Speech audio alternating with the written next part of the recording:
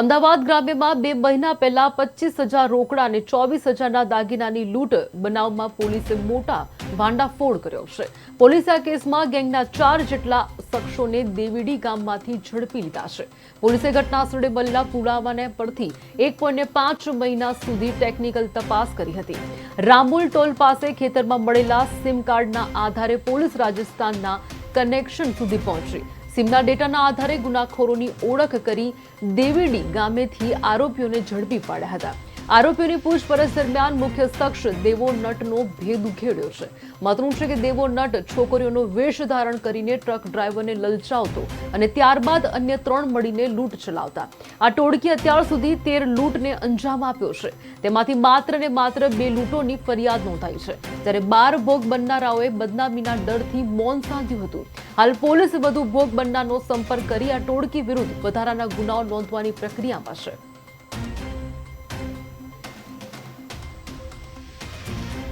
Continuously 1.5 મહિના સુધી જો આ જગ્યા ઉપર તમામ જુદી જુદી ટીમો મોકલીને જે પણ અમે પુરાવા મળી શકે એ બધા અમે ટ્રાય કર્યા હતા. પછી અમે ત્યાંથી એક આ ખેતરમાંથી એક સિમ કાર્ડ મળ્યો હતો.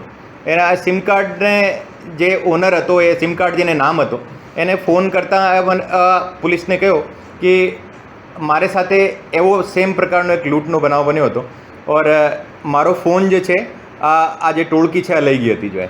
પછી આ ફોનને ટ્રેસ કરતાં અમે ખબર પડી કે આ ફોનને યુઝ કરનાર જેટલા જે સિમ કાર્ડ હતા એ સિમ કાર્ડના ઉપર ટેકનિકલ એનાલિસિસ કરીને અમે લગભગ 150 અરાઉન્ડ ટોટલ જે એને કોલ રેકોર્ડ કઢાવીને ફાઇનલી અમે એક આઈડેન્ટિફાઈ કર્યો હતો કે આ દેવળી ગામમાં કોઈ જગ્યાએ શંકાસ્પદ માણસ છે. મતલબ તો અમારી ટીમ ત્યાં પહોંચી ઓર ત્યાંથી 3 માણસો મળ્યા હતા. એ 3 માણસો જે છે દિનેશભાઈ, મહેશભાઈ અને અજયભાઈ, એ ત્રણો દેવળી ગામના છે. એ ત્રણોને ત્યાંથી અટક કરીને એના ઘરમાં સર્ચ કર્યો હતો તો એમાંથી 3 મોબાઈલ પણ મળ્યા હતા.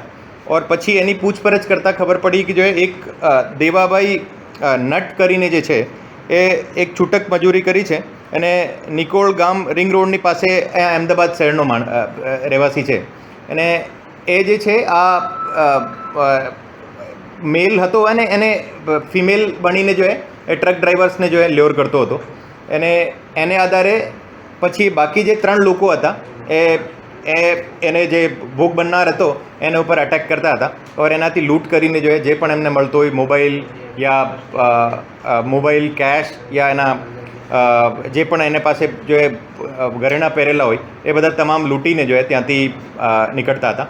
એને ફરિયાદીને બહુ બુરી રીતે મારતા પણ હતા. તો આ ટોળકી જે છે પછી અમે એ જે દેવાભાઈ નટ છે એમને પણ અત્યારે પકડી લીધો છે. અને ટોટલ 4 આરોપી અત્યાર સુધી 13 આ પ્રકારની હાઈવે લૂંટ